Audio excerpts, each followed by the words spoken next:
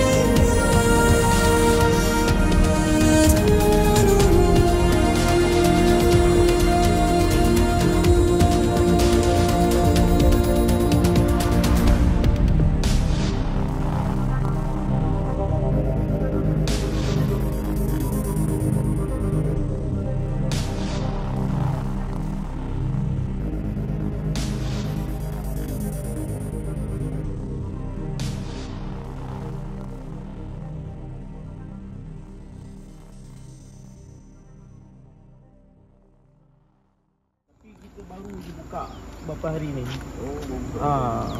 Baru dia start buka berapa hari ni. Dalam 5 hari, 4 hari ke kita Tutup sebab apa?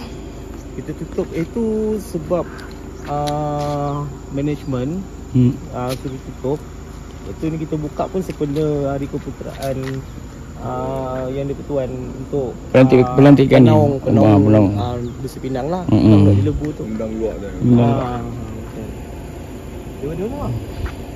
Ni daripada dalam. Dia air dia daripada mana? Perigi ke daripada sungai ke? Tak, air ni kan perigi ni kan memang kita dah sedia maklum, perigi ni ada perigi buatan. Okey. Yang kita gunakan air paip. Tapi ada teknologi kita guna pakai dan kita rawat air itulah. Ada sistem dekat belakang ni semua, kita sistem sampai lah ke dasar perigi tu sendiri. Jadi air paip lah. Betul. Dia berdasarkan air sumber. Cuma air sistem teknologi tu yang buat. Betul. Dia adalah hasiat-hasiat air yang kita letakkan. Dan kat sini juga kita claim, sebab ramai orang dah salah anggap sebenarnya kan. Jadi kita claim sini adalah pusat mandian terapi. Pertama kita lagi spa kan, kita lagi healing badan kita kan. Cuma orang beranggapan kat sini dah boleh menyembuhkan pelbagai penyakit tu kan.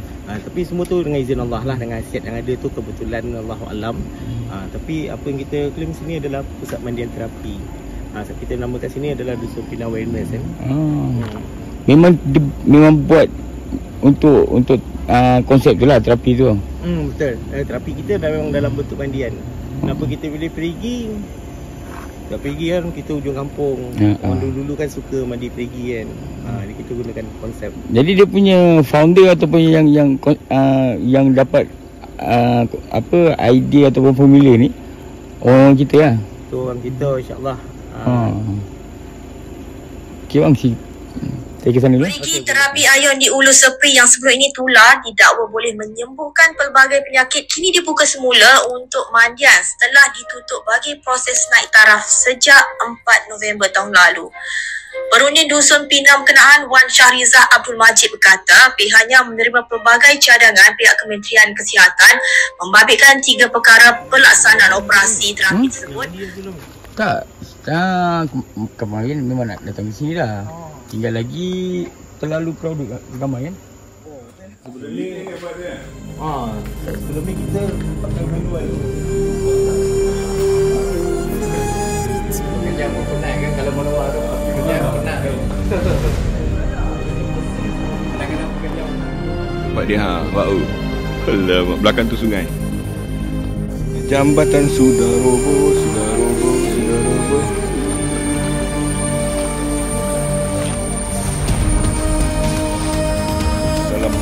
Dalam parit ni.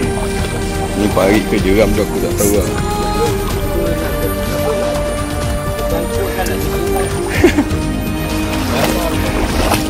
Kau tak ada berjalan ni kona masuk dalam hutan tau. Jom Ahmad. Kau tak nak. Baru best. Mana mas?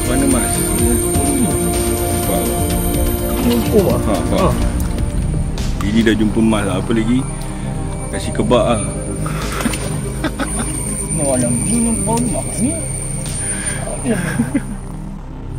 Betul lah pak, kita susun batu bau. 3 orang tanda dah sampai.